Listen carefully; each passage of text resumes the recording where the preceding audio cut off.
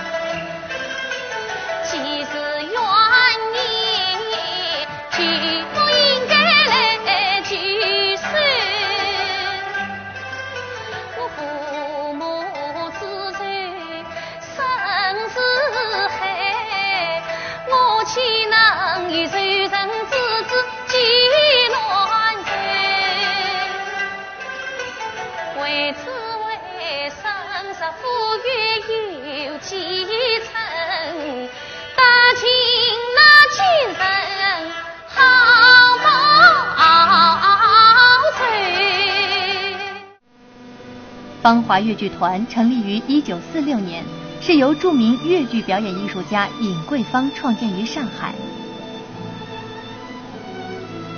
1959年，芳华人怀着对福建前线居民的深情厚谊，在尹桂芳团长的带领下，来到福建安家落户，并改名为福建省芳华粤剧团。从此，尹桂芳创立的尹派艺术以浓郁的芳香和夺目的光彩，在福建生根、开花、结果，成为福建人民的骄傲。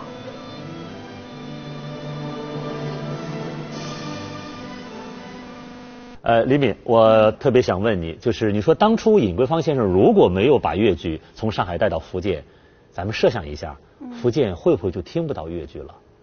那我想应该是的，因为那个时候，我们泰先生在上海，大家也都知道，就是观众是非常喜欢他，也非常爱戴他的。那么，1959年到了福建前线的时候，应该说那个时候福建是比较文化生活还是比较匮乏的，因为那个是前线嘛，大家都是为战备而战备着，所以老先生那个时候的思想境界一指令下，10天之内调到了，就是搬到了那个福建，真是非常不容易的。然后就是到了那里以后，粤剧相继的就是开始兴旺了好长一阵子的，一共有20几个剧团。是。我们老说一方水土一方人，其实一方水土也一定滋润了一方艺术。您看看粤剧从当时的盛县，现在叫嵊州了，一路走来，当时我听老先生们讲，那就是飘着竹筏一路飘到了大上海。其实到了上海，粤剧跟嵊州的粤剧不一样了。或者说浙江的粤剧跟上海的粤剧呈现的风貌也不太一样。但是我想，粤剧到了福建，是不是受到海洋文化的这样的一种洗礼？我特别想问问李敏，你觉得现在福建的粤剧跟当初的粤剧，你觉得还一样吗？应该来说年代不同了，那肯定是不一样的。我听我们团里的老师们讲，那个时候就是老先生到福建以后，确实应该来说比我们的生存环境更加的，应该说是不方便吧。包括就是一个剧种上的、方言上的，大家就是那边都是闽山闽水的，说的都是福建的那些话。其实我到现在都不是听得太懂的那些话。哦，你到现在对于这个福建的地方话听得不大懂？哎，还不是太懂，会听一点，但不是太懂。他们说全世界福建话是最难学的，也确实最难懂。是的，我也是这么感受的。那你说我们粤剧到了那个地方，是受到了一定的方言的限制，包括地域文化的限制。我们粤剧向来就是比较清新的，特别老先生，你说那个时候多么风采，然后观众是非常喜欢他的。你到了福建，等于说是带去了就是浙江、上海的一股清新的风。是。我多次提到，当年尹桂芳先生从上海坐火车去福建的时候，上海的戏迷是拦车痛哭，在火车道上拦着车不让他走，那个场面是非常感人的。是的，是的，这个场景就是2000年的时候，在老先生的那个追悼会上又出现了。我以前是听说，但是那个时候我是切身的感受。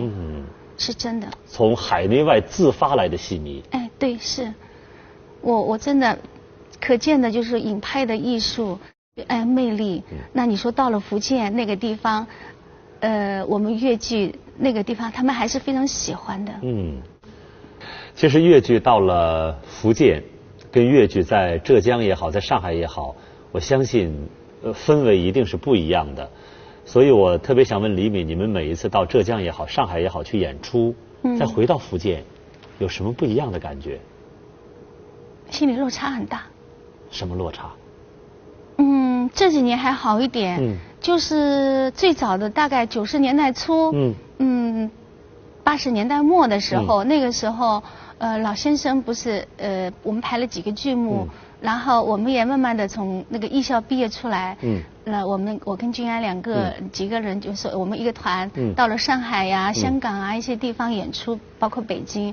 那么观众就是给我们打开的一个舞台跟世界是全新的，因为我从演出当中我才能感受到，就是影派这么受欢迎，芳华观众是这么熟悉，然后就是演员在台上演出，观众是这么的就是热情和认可。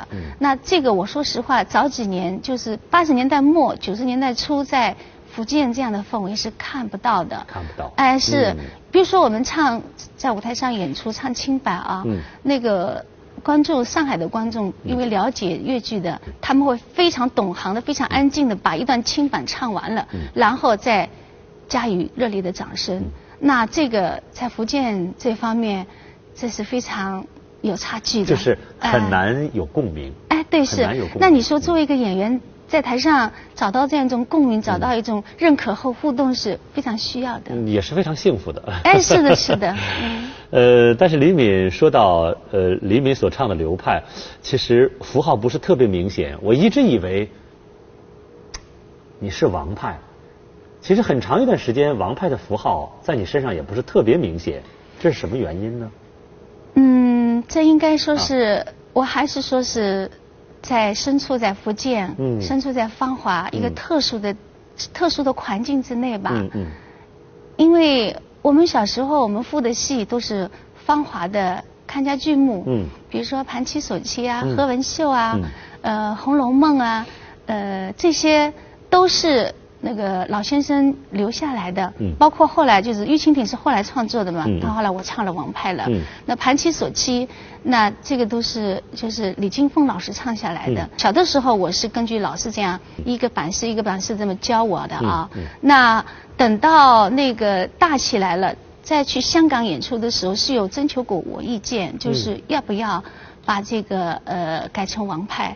但是我是觉得。他们合作的就是说老先生跟李金凤老师合作的非常好，而且里面有大段的精彩的唱段，我觉得要是改了挺可惜。所以我就说不要改吧，挺好听的。我就这样子唱下来了，一直到现在。其实严格的说，到现在也没有拜王文娟老师，正式的没有拜过。对，正式的没有拜过。但是老师，我记得92年。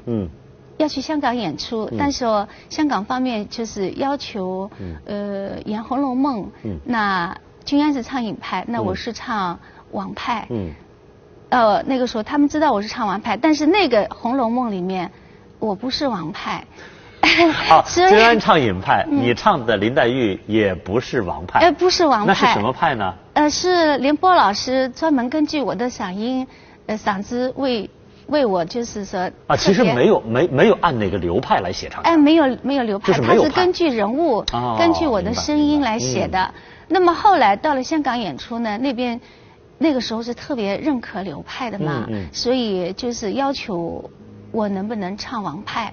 所以那个时候，我到了上海，那老先生也认可，包括黄祖牧老师、廉颇老师，他们都就是说为了香港演出嘛，那就是说暂时先改过来一下。所以我才有了机会唱了一次。到香港的《红楼梦》的王派，到了上海，拜了王老师，去向他学习的。那老师还叫杨萍姐来教我。我就唱了这么一场。就唱了一场王派的林黛玉。对，一直到现在没唱过。我与你廊下并肩讲出谈，我与你长天共度八月灯，好妹妹，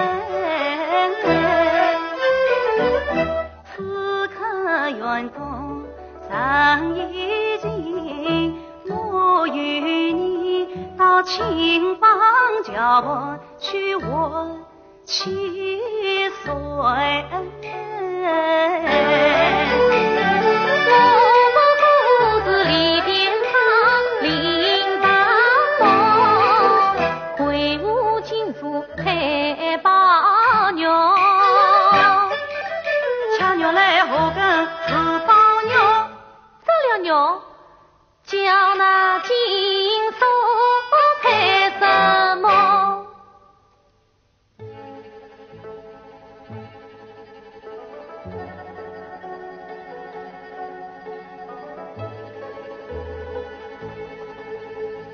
滚滚清幽的波波落声了，我要放水印，好梦真出堂，真出堂。其实说到你跟你的老搭档王君安，你们合作的这个《红楼梦》和《玉蜻蜓》，应该说给观众留下了特别深的印象。我听说《玉蜻蜓》这个戏当时是尹光芳先生专门的是量身定做的这个戏。是的。那个时候是正好《红楼梦》演完了以后嘛，然后就是我们这一波正在就是在处于发展期吧。然后正是冉冉升起的。对。然后那个老先生就想着怎么再为君安啊，为我啊，再想一个比较能锻炼演员的一个戏。那玉蜻蜓那个时候，因为老先生也演过这个戏嘛，然后里面的人物也特别的丰富多彩的。比如说申桂生，他是有那个前面的翩翩家公子到后面的儿子，那么有我王志珍，他是前面的怀春少女，然后到后面的一个三母一子的安堂任务，所以里面的人物感情冲突是非常鲜明的，所以才老先生就是跟黄祖牧老师、廉颇老师，包括梁中秋老师，他们几个人共同就是打磨了这个戏。这个戏到山上去排的。跟我们说一说当时的创作环境和条件啊。我记得那个时候是夏天。团里就通知我们，就是有这么一个剧目，然后那个黄祖牧老师、廉颇老师都从上海过来了，然后就通知我们就是几号要到山上去排练。那其实呢，也就是叫我们潜下心来，就是哪里都不能去。就是闭门，就是把这个揣摩角色，揣摩角色的。然后我们就是这个剧组，因为剧蜻蜓的人物不多，所以就这么一车就上去。我记得那个时候，老先生是坐镇的，黄祖牧老师、廉颇老师、梁中秋老师，他们就是我们今天排的第一场，他们就是现现排、现改，然后就是那个导演们排地位，那么联播老师们根据地位就是写那个过门，唱腔已经写完了，写那个就是衔接的那个过门，然后梁中秋老师们在哪里不对是再这样修改出来，如果哪里有不好，他们都还要争执的，然后那边都特别不方便，洗澡啊什么，他们都轮番的打水，特别艰辛，特别艰苦。但是一个戏大概有20天左右，这个戏就这样排出来了。所以说，一个戏打造出来是这样子，老师们这么艰辛的磨出来的，我们那个时候不懂啊，不懂，哎，我们只是小孩子跟着那个时候跟着他们去拍而已。其实现在李敏在说，我就在想，哎呀，我都很怀念那样的一种创作氛围。我相信黎明一定也很怀念。我很怀念，我觉得一个好的作品是需要有这么一个齐心合力的一个打造的过程。那个时候上个世纪80年代末啊，80年代末，到现在20年了。那个时候到了一个山上，排除外界干扰，潜心的来为了一个戏而争执，而进行排练。这应该说这才是真正的创作。是的，老先生他很爱笑。我们排戏的时候。我们那时候特别爱笑，然后我们排到笑的时候，老先生也跟着笑，真的。然后排到动情的时候，你也很爱笑，我很爱笑，我生活中非常爱笑的，笑有名的。跟君安搭档，你们就是磨合了多久才有了默契啊？这个我们应该是从小的时候第1年，就是学生考试，老先生。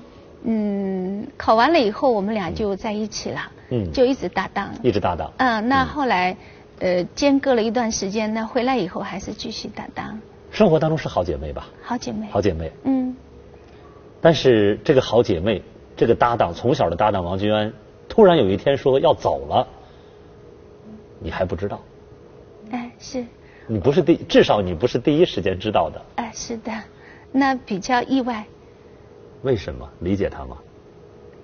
我理解，因为那个时候我刚才说过了，在福建这个环境，就是演出回来肯定是有一些落差吧。然后我相信君安他自己也想不断的去提升自己，他也有自己的追求。那个时候君安就是他走是比较意外的，一阵子。我也很失落，觉得好像失去了，真的好像以后怎么办也不知道这样子感觉。那但是我很理解他，我觉得，一个人生活就是他追求他自己觉得他追求他自己想要的生活，他想学习或者想追求更高的一个境界。那我觉得他能寻找自己的感觉，我觉得这是快乐的，才是幸福的。其实说到福建芳华越剧团，这个团呢一直是以尹派小生来挑大梁的一个剧团。那么王君安的突然离开，应该说让当时剧团的很多计划都停滞了。这个时候应该说唱了15年花旦的李敏，做出了一个大胆的决定。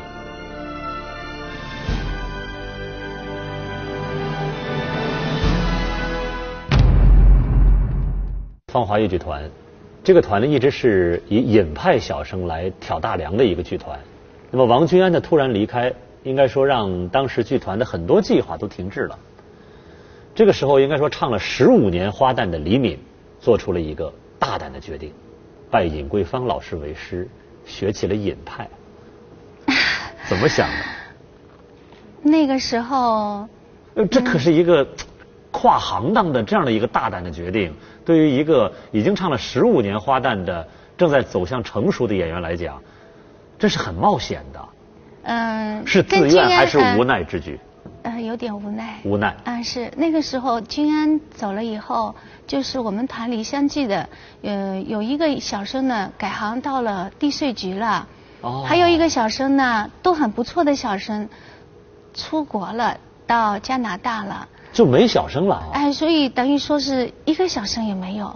当时，那么所有君安跟我的戏，都在我们身上，然后一下子好像剧团演出不了。那么我就是所有军安的台位唱腔我都比较熟悉。那么当时我们团里的老师有提出来，是他觉得我的身高啊，什么嗓子也可以可塑性的，他要我能不能试试看，就是改一改。因为小一波的。就是第6代的有几个花旦还是不错的。那么那时候小生他们还小嘛，因为花旦还可以先带一带的，那小生会比较要那个，就来跟我说，这我工作，就说你能不能试试看，就是暂时的先改一改看看。剧团的态度也是希望你能够在这个关键的时刻下救这个剧团的行当之急，先临时学一下。临时学一学看看。那我当时也当时还是林东明团长嘛。那我当时还是有点顾虑的。我想人家都说句行话，就隔行如隔山呐。那我就说，那我先唱一段试试看。那唱嘛也还好啊，他们也觉得，因为我从小就耳濡目染了。适应了多久？很快，因为我您看看，从无奈，是没有办法，因为这还不是救场的感觉，是救福建芳华乐剧团当时缺引派小生这样的一个，好像有个说法呗。然后那个。先唱了一段，那觉得还行。然后那我说，那我造型一下试试看。然后就把化妆师请来，然后妆化起来，小生的扮相扮起来，照片照出来。然后在台上还正儿八经的，在台下给我拍上来，照出来也还好。看看唱了15年花旦，结果呢又迫不得已救剧团缺小生的燃眉之急。又扮起了，又唱起了这个小生，也还好。就是看上去我自己看看也不是特别别扭。如果我觉得特别别扭，我肯定是不愿意的。那么我就问他们，你们看了怎么样？他们说，还可以的，还可以，还不错。那当然你刚改过来肯定是有点那个女相的啦。你刚刚扮上去嘛。那我不觉得还行啊。那你试试看吧。唱了多少年小生？不长。3、5年。差不多呗。差不多。差不多不长。排了个何文秀全剧。何文秀全剧都唱了。对，我现在都会唱。我听说在这个尹桂芳老师的80岁生日上，你唱的就是何文秀。对，还唱了个春蚕到死呢。快先说说，老师听完你的尹派何文秀，他怎么说？他笑了。是笑话你吗？对，不是笑话啊，他笑了。然后我们到上海去，然后我就提出，如果是这样子的话，那团里包括厅里面他们挺支持的，就带我到上海，那去见老先生了。老先生那时候很瘦了，那时候生病嘛，然后我就唱给他听。那时候老先生是这个手给我指导，就是一边手给我指导，那个场景真的是看了。又是冬天，我看了挺难过的，然后又正式拜师，回来以后我就去学习，这样子的，正儿八经的拜了尹桂芳老师学尹派小生，是。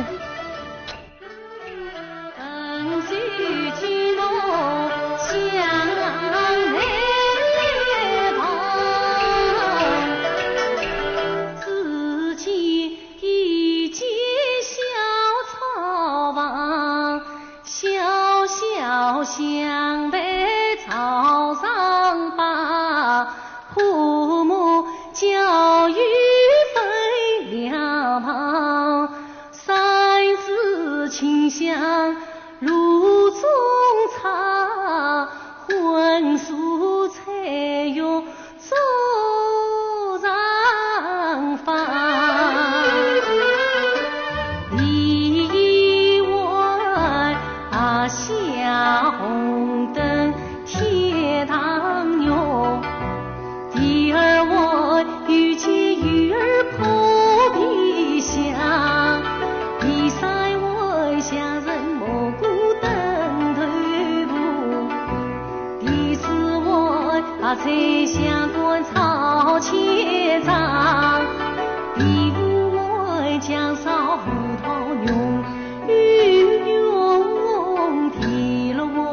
将玉花浇在花上，把碗一碗酒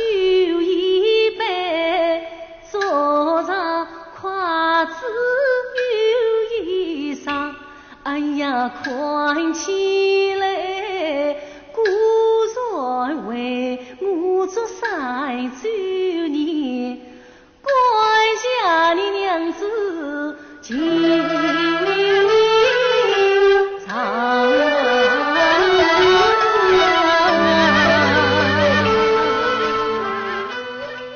你这个真是挺传奇的。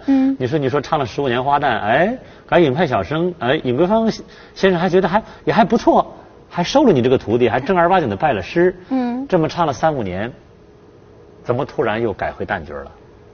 那个时候3、5年以后，老先生过世了，然后厅里面童星他们到上海看到了观众这么对老先生的热爱和追念吧。他们感触很深，然后回来以后就重新调整了领导班子，然后我莫名其妙的就被任命为副团长了。其实我连队长都没当过。我觉得李敏真是个人才，你看看又能唱旦角，哎，在尹派小生缺乏的情况下，他还能够救急，还能够唱尹派，唱尹派也唱的也是有模有样，觉得不错，应该委以重任，当了副团长。反正那个时候救急呗。哎，但是我听说，当时你也试着尝试过很多的领域，大家有所不知，在1993年，在中央电视台的全国首届 MTV 就是音乐电视大赛上，李敏当时唱了一首《惠安女》，还获了银奖。哎，你这么一说，哎，李敏我还真是有印象，《惠安女》的 MV。93年。对，1993年。我记得那个时候，福建电视台来找我，他们说要拍一个 MTV，那就选上我了。然后我说为什么选我呀？他说你会唱一点歌。然后《惠安女》这首歌啊，转弯特别多。他说很多演员转不下来。以前呢是那个葛军唱的。他现在到南京了。所以说呢，我们现在要恢复这个那个。他说你来试试看。那我说那你把葛军的带子给我听一下吧。然后我就听完以后，好像还好吧。然后没问题，就通知我去那个录音棚里去录音了。结果我一遍就把它录完了。然后通知我到惠安去崇武那个海边去拍。那个时候自己化妆，也没有什么特别简陋。我记得很清楚是在海边嘛，还有好多伴舞的小姑娘，他又要求带着那个惠安的那个斗笠。对。为什么他还要选我的一个原因，他就是说，因为我还会基本功，我还会跳舞，因为他拍的时候要求要动感，需要有一起拍的，所以呢就带了一个舞蹈老师，现场就是跟着他们舞蹈演员边唱边跳。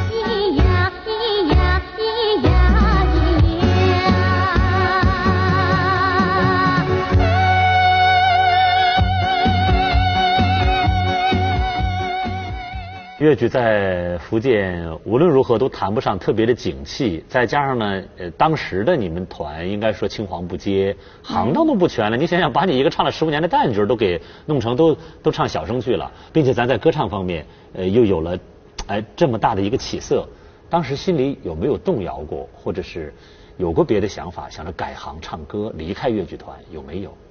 心里话。有。那个时候我93年、94年，都来参加2届的元旦晚会。因为是获奖作品嘛。然后那个时候，福建电视台包括这里面的有导演，对我印象还是不错的。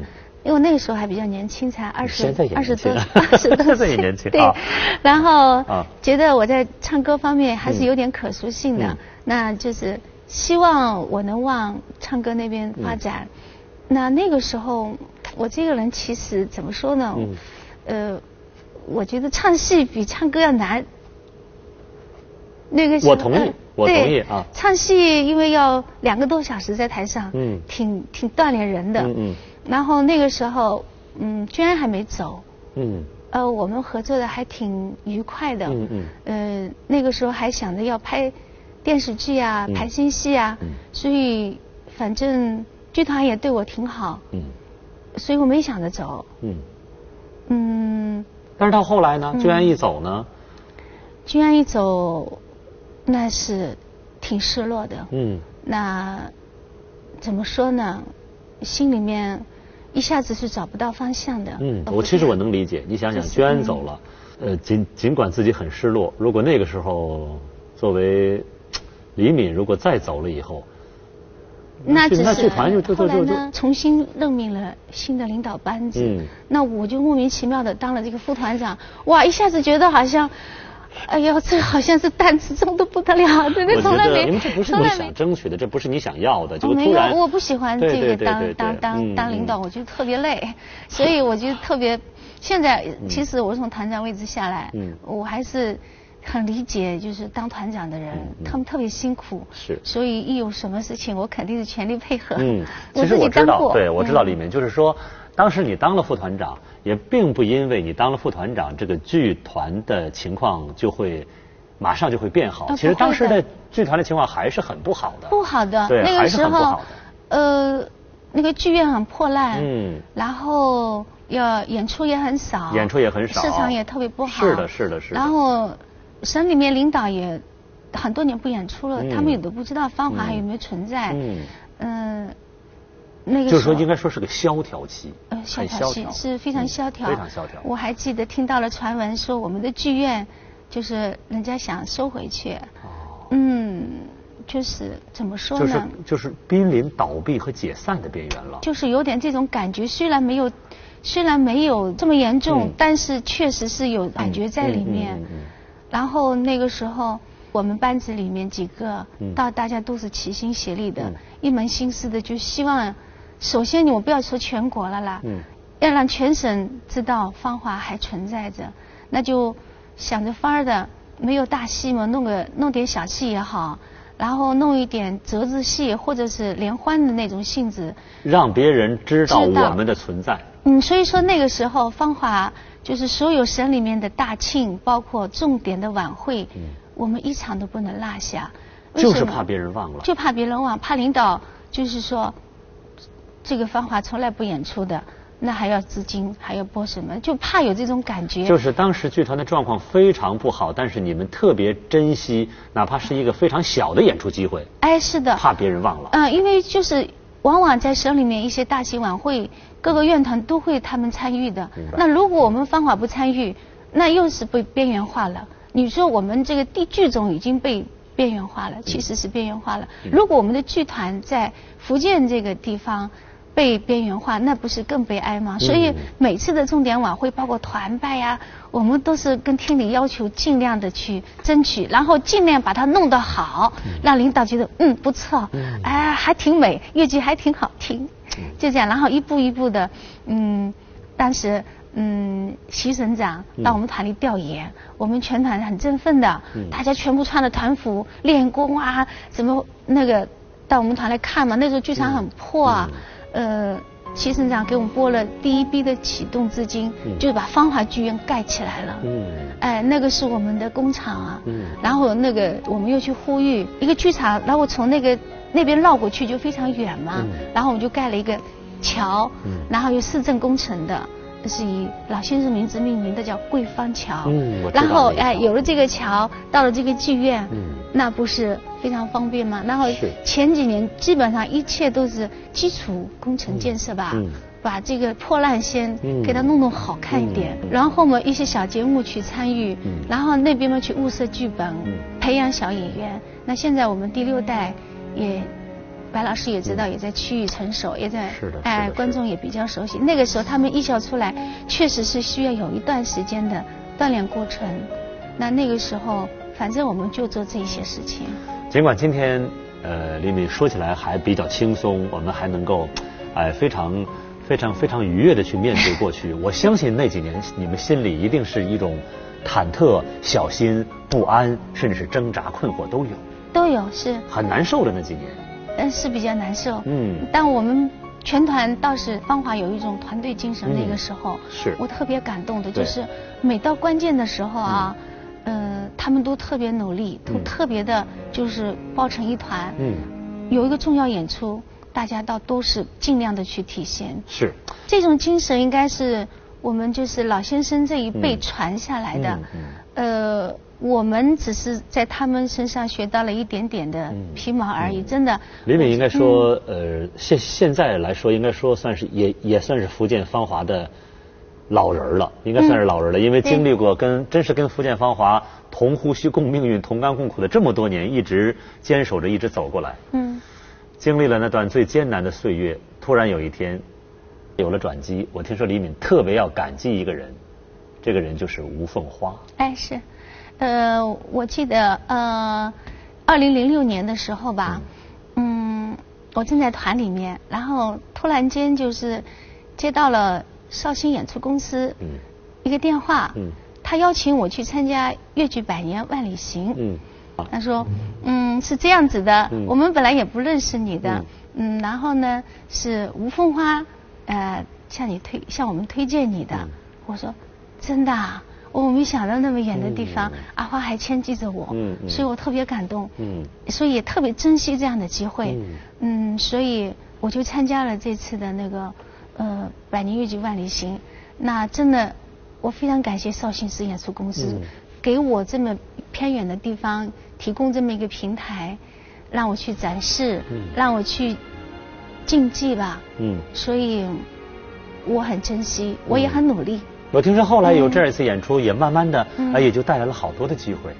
是通过演出，我跟姐妹们结下了很深的友情，然后也跟绍兴演出公司，就是他们也了解了，就是我们芳华，包括我，那么他们也渐渐不断的为我们团提供了不少的条件。那其实就是自从那以后，绍兴市演出公司就是为我们团操作了那个华娘家行，就是老先生故乡行嘛，在上海、浙江一带有演出的，然后又参加了每年一次的江浙沪粤剧大展演，那现在是江浙沪闽了，那我们福建也参加进去了，然后又参加了同唱一台戏。那我跟君安呢，又邀请被参加到明星版《梁祝》。你说这么多的机会，对我们演员这个时候我太感谢了。是的，是的。真的，今天讲到你跟吴凤花的这样的一段情谊，我真的特别有感慨。我觉得我们真的应该把这样的一种引荐、互助，甚至是感恩的这种情谊，更加广泛的、更加频繁的，能够出现在我们的戏曲界。是我们需要，我们彼此都需要。李敏对自己也好，对自己的剧团，对于福建芳华剧团也好，对于自己的姐妹们也好，还有哪些希望吗？我对于剧团，我希望就是要珍惜现在这样子一个就是非常好的一个契机吧。因为通过了频频的演出，让全国的观众知道了我们芳华，了解了芳华。我希望剧团能有不断的好的剧目推出来，弘扬影派，包括就是传承嘛，青年演员也不断的就是做积极向上，这种态势是很重要的。对于我的搭档，我希望他尽快的去夺梅。他自己有没有这样的期望？他有。他有啊。对，但作为一个演员，我觉得有这样的追求是非常好的呀。也又有这样子的一个向往。那均安是没有问题的，但是就是他需要有一个好的本子。那我希望就是说能有好的剧作家，为他量体裁衣，就是为他打造一个好的本子。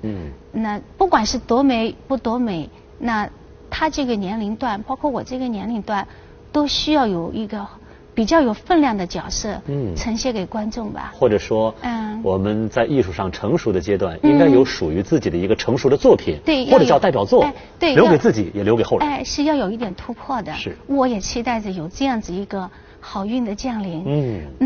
那么对姐妹，我希望她们就是因为年龄都不小了，爱惜自己。真的，好好的把身体养好了，才能。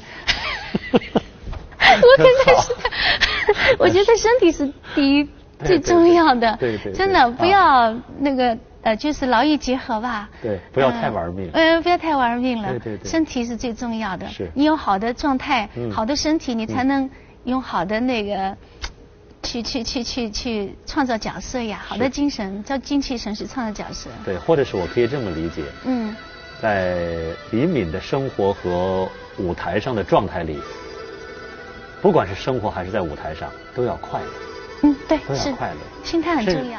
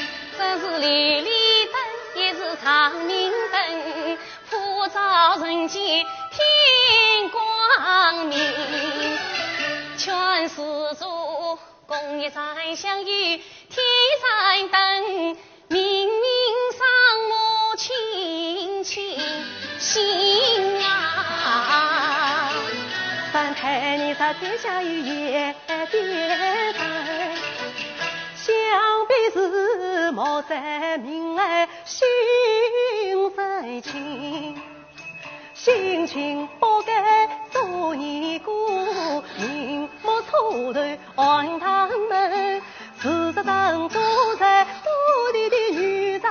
我说要是他们叫我说还可以有这种机会的话，那我是肯定要好好学，会有这样的流落街头的一种感觉。没有想到一个粤剧演员，他唱尹派的，又不是唱徐派的，好像比较接近我们的林一峰。他一唱就是那个味儿，而且比现在我们本团的演员有的还要唱得好，真的。说到这儿，我也有期待，我相信观众也有期待了。接下来呢，我们就一块儿来欣赏粤剧王子赵志刚和我们戏剧的。